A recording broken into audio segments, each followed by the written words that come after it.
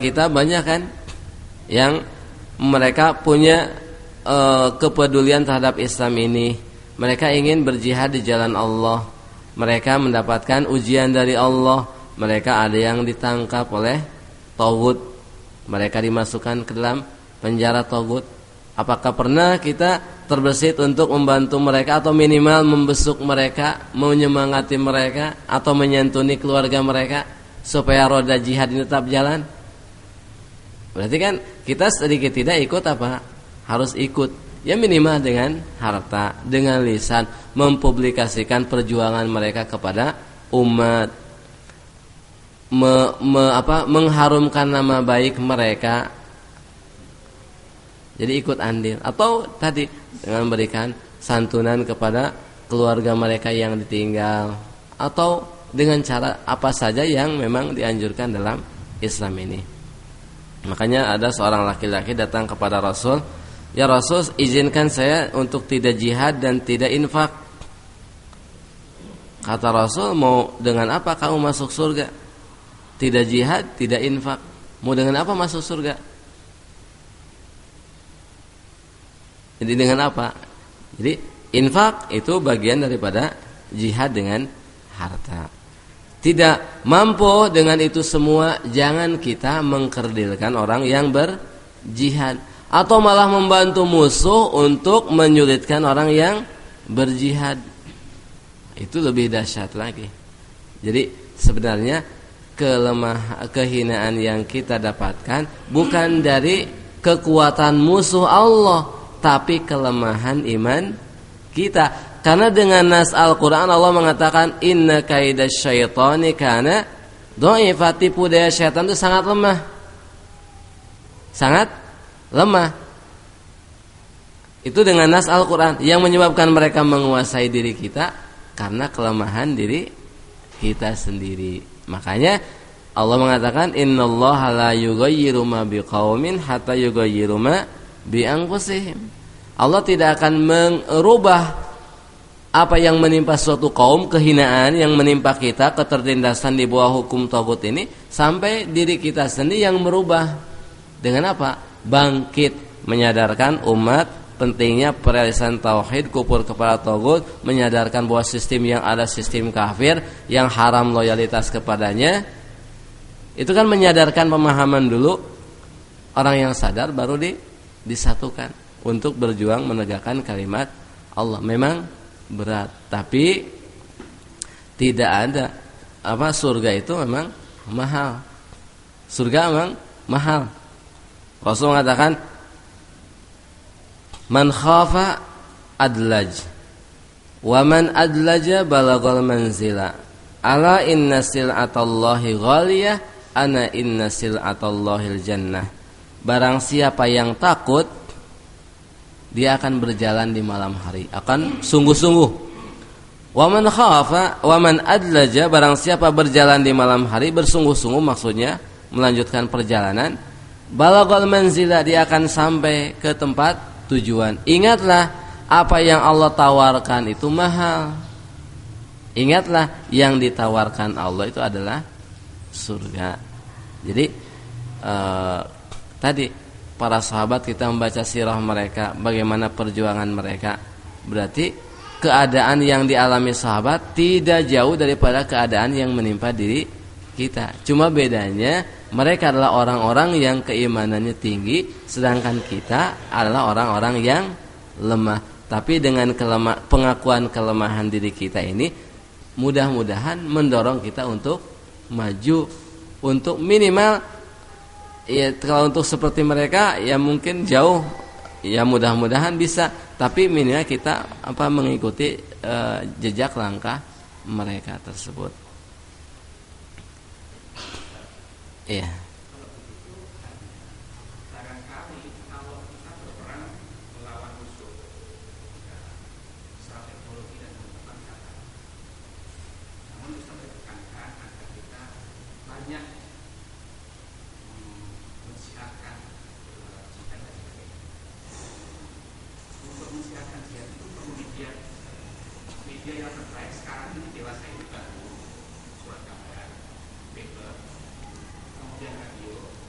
dan visual yang selama ini terpaksa menggunakan televisi atau internet.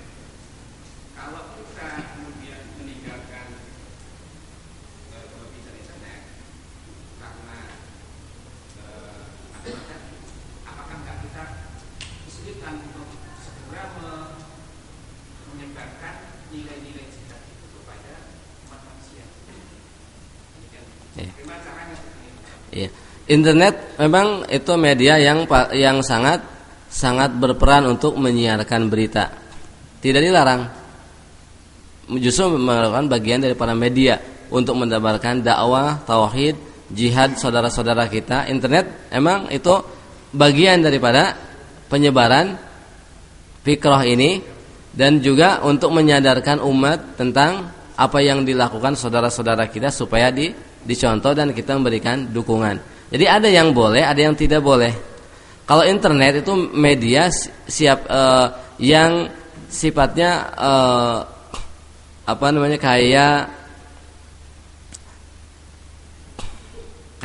kayak tempat umum. Tempat umum siapa saja boleh pakai. Siapa saja boleh pakai kan masuk ke sana. Emang itu bagian daripada media juga. Cuma kalau televisi itu sudah dipegang, programnya sudah jelas ada, sudah tersusun dan tujuannya juga sudah jelas dalam rangka merusak. Televisi seperti itu. Kalau radio tergantung. Karena radio kan siapa saja boleh bikin. Boleh apa? Boleh membuat. Kalau punya uang sama saja.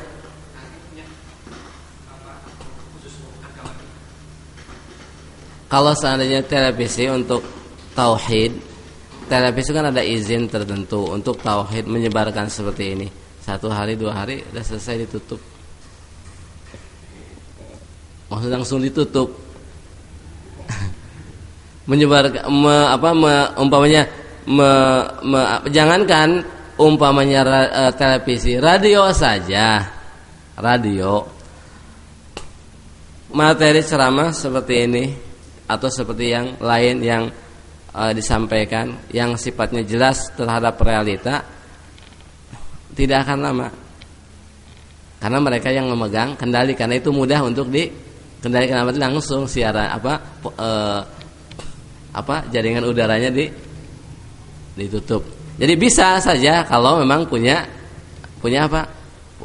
ahli atau maksudnya radio boleh saja, tapi radio milik kita.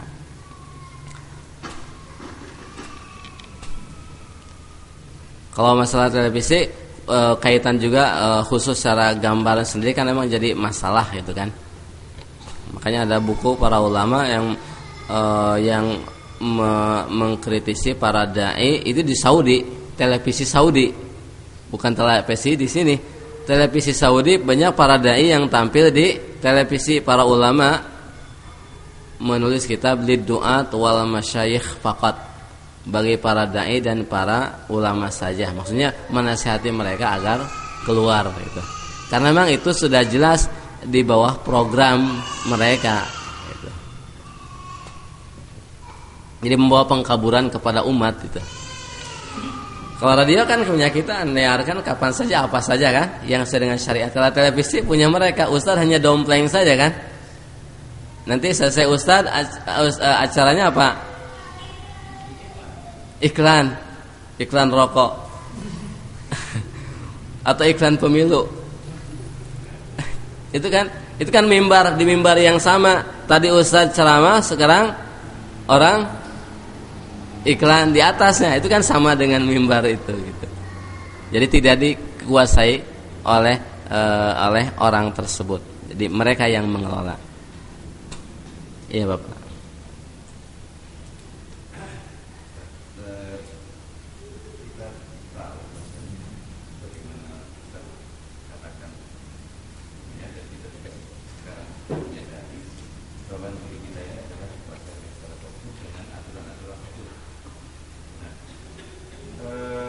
Sehingga mau nggak mau ya seperti tadi yang disampaikan oleh Pak Rahmat,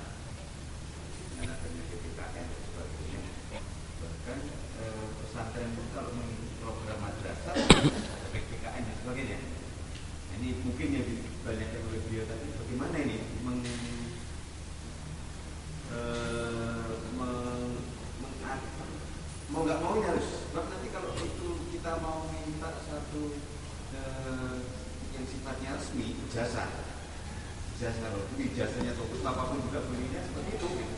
Itu mereka harus melewati tes atau begini seperti itu. Dan apakah di samping yang seperti ini tadi, tapi bukan tidak pernah, justru mungkin dan menurut saya kira kita sendiri pun kebetulan kita punya SD, mungkin sirah nabawiyah itu mungkin hanya diberikan sedikit aja, gitu ya. Tidak banyak, mungkin hanya sebatas-batas itu. Sedangkan kalau seharusnya bagi kita orang Muslim bukan PPKN tapi sirah nabawiyah, maksudnya kita pedomani, kita pelajari dan kita dalami. Ini gimana tekniknya? Itu yang pertama. Jadi yang kedua berkaitan dengan karena ini negeri Tauhid, aturan-aturan Tauhid, dimana sekolah kita ini sementara ini juga menerima duit dari duitnya Tauhid dengan melewati bos ya itulah pokoknya. Iya. Jadi nah ini gimana kita dikasih duit ini sama mereka? Iya. Aja demikian di sini juga bagian sedikit aja. Enggak banyak juga dari sana, sekolah juga enggak banyak sana. Mudah-mudahan yang sekolahnya kita bangun ini enggak tercemar, mudah-mudahan. Iya. Enggak usah minta lagi lah kalau gitu. Iya. Jadi duit sendiri. Nah, ini bagaimana mengatasi atau mungkin mengatasi kurikulum yang memang sudah oleh Tauhid ini supaya kita bisa mendorong dan tidak mencemari akidah kita, tidak mencemari ketahuan kita, karena sebagaimana Ustaz sampaikan jalan ke kaki ke kufur itu luar biasa banyaknya, sedangkan jalan untuk kita menjadi seorang tauhid yang benar-benar tauhid ini begitu susahnya. Ini aja Ustaz. Iya. Ya, memang itu adalah hal yang realita. Pertama, kita sudah paham tauhid adalah inti. Tauhid adalah tujuan hidup. Kedua, Allah Subhanahu wa taala tidak pernah memerintahkan orang untuk sekolah, tapi Allah memerintahkan orang untuk belajar. Allah tidak pernah memerintahkan orang tua untuk menyekolahkan, tapi memerintahkan orang tua untuk mendidik. Cara mendidiknya bagaimana saja, yang penting tidak menyelisihi syariat. Bisa di rumah, bisa buat lembaga yang tidak menyelisihi syariat isi di dalamnya.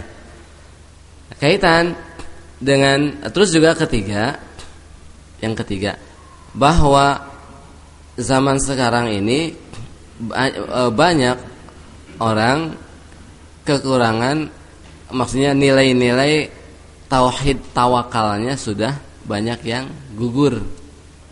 Artinya banyak orang yang menyandarkan rizki itu kepada ijazah. Rizki kepada ijazah.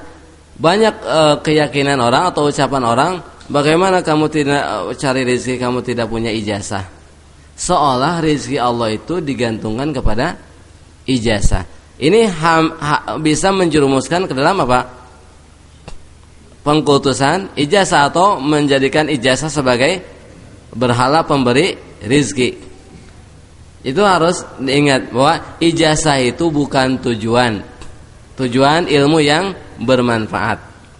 Ada ijazah atau tidak terserah.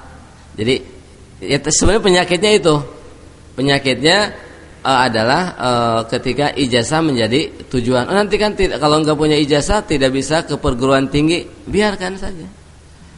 Banyak orang sarjana nganggur. Orang lebih baik dari kecil dibina pemahaman yang benar, ilmu dunia dikasih, banyak beli buku diajarkan, nggak bisa bayar orang kafir untuk ngajarin ilmu dunia, boleh mengupah orang kafir untuk ngajarin bahasa Inggris, boleh mengajarin komputer, boleh. Dari sejak kecil juga kalau memang supaya dunia dididik usaha. Jadi tidak mengandalkan kepada ijazah. Justru orang semakin tinggi ijazahnya semakin malas bekerja. Kenapa? Ketika ijazah sudah tinggi, lowongan kerja tidak ada. Mau bertani gengsi, mau bernelayan gengsi. Jadi maksudnya bahwa ijazah itu sekarang itu seolah-olah banyak di antara orang menjadikannya sebagai tujuan. Nah, ini pemahaman ininya dulu yang harus dikikis. Terus mungkin kalau begitu, kalau sekolah tidak mengeluarkan ijazah yang diakui, tidak akan banyak peminatnya umpamanya. Kan itu nanti muncul. Kita ingat ketika membangun sekolah itu tujuannya yang harus pertama adalah dalam rangka mendidik anak-anak kita, menyalurkan anak kita yang kitanya sendiri sudah paham. Nah, orang-orang tua yang paham pun akan memasukkan ke dalam sekolah kita. Kalau yang tidak paham tentu tidak akan masukkan ke dalam sekolah kita. Ya, kita dakwahi mereka. Jadi intinya sebenarnya dari tujuannya itu sendiri. Kalau tujuannya mengorientasi ijazah, ya dia akan menganggap oh itu penting. Tapi kalau kita orientasinya adalah pertama tarbiyah yang benar bagi anak-anak orang Islam supaya tauhidnya benar, tidak ketinggalan realita dunia juga, itu kan mudah. Banyak orang tidak mengecap sekolahan umumnya konglomerat Cina itu mereka tidak punya ijazah. Mereka ulet kerja. Jadi intinya ijazah ini jangan dijadikan sebagai berhala. Intinya juga sekolahan itu sebenarnya untuk menampung orang tua, anak-anak orang tua yang sudah sadar terhadap din ini. Karena di rumah mungkin repot karena dia usaha buat sekolahan, memanggil guru membayarkannya. Nah, itu sehingga akan terlahir juga generasi yang memang dari awal paham din ini, paham tauhid ini, tidak terkaburkan. Kita dahulu, ya saya sendiri, andai kata Allah tidak memberikan hidayah tauhid, ya mungkin sama dengan yang lain. Fitrahnya sudah dibunuh dengan masuk sekolahan milik tauhid. Itu justru apa? Memang kita tidak ingin anak-anak kita seperti diri kita dahulu. Kita dahulu tidak paham karena memang orang tua kita dahulu tidak paham. Jadi intinya seperti itu. Jadi masalah ijazah ini juga harus jangan dijadikan sebagai tujuan sandaran.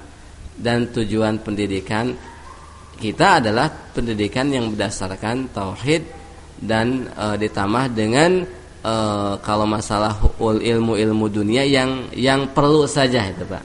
Yang perlu saja. Kan banyak sekarang ilmu-ilmu yang tidak penting diajarkan. Buktinya apa sekarang? Orang ketika sudah sekolah, kalau ditanya ilmu-ilmu biologi sinus kosinus, tahu nggak? Punya antum ditanya sinus kosinus tangen, masih ngerti nggak? Itu kan belajar ulangan selesai. Karena tujuannya apa dulu? Ijazah kan gitu. Ilmunya sendiri nggak ngerti. Jadi itu yang masalah ijazah itu memang sangat sudah hampir itu kan menjadi tujuan. Makanya para ulama ini berkaitan dengan sekolahan di negeri sana di Saudi dan di Kuwait yang tidak seperti di sini. Parahan di sini. Mereka mengarang kitab namanya seperti Abu Muhammad Asim Al-Maqdisi menulis kitab tentang I'dadul Qadah Al-Fawaris bihajri fasadil madaris. Menyiapkan para panglima yang piawai dengan meninggalkan kerusakan sekolahan. Abu Qutaibah At-Tabuki punya kitab Tajdidud Daris bihajri fasadil madaris. Memperbaharui pembelajaran dengan meninggalkan kerusakan sekolahan. Itu sekolahan Saudi. Gimana kalau di sini? Dan juga yang harus diingat bahwa yang namanya pendidikan itu bukan buku kurikulum, bukan bacaannya saja, tapi gambar juga merupakan pendidikan. Contohnya saya kasih gambaran. Sekarang dulu dalam buku sekolahan ini Budi kan? Ini Budi, ini Bapak Budi. Bapak pergi ke kantor, Ibu pergi ke pasar. Gambarnya Budi pakai celana pendek, Wati pakai rok pendek, Ibu juga. Nah dari gambar itu tertanam jiwa bahwa pakaian perempuan tuh memang wajarnya segitu. tertanam itu kan media pendidikan. Ditambah juga dengan keharusan sekolah memang pakai pakaian seperti itu. Itu pendidikan. Pendidikan. Contoh yang lain untuk ideologi. Umpamanya si Nyoman pergi ke pura. Si ini pergi ke ke gereja. Ahmad pergi ke masjid. Terus umpamanya si Jono pergi ke candi. Terus di hari Minggu mereka semua bermain bersama-sama. Itu penanaman ideologi untuk apa? Tadi sesama walaupun lainan agama mereka tetap rukun damai, tidak jadi masalah. Itu penanaman ideologi. Itu jangan kata-kata itu bukan tidak ada muatannya, ada muatannya.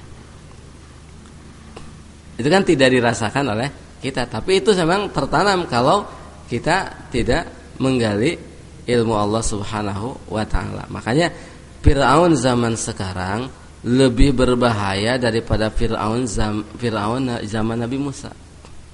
Firaun zaman Nabi Musa yang dibunuhi itu fisik anak-anaknya. Fisik anak-anak Banu Israel dibunuhi, anak laki-lakinya dibunuhi. Karena apa? Karena apa?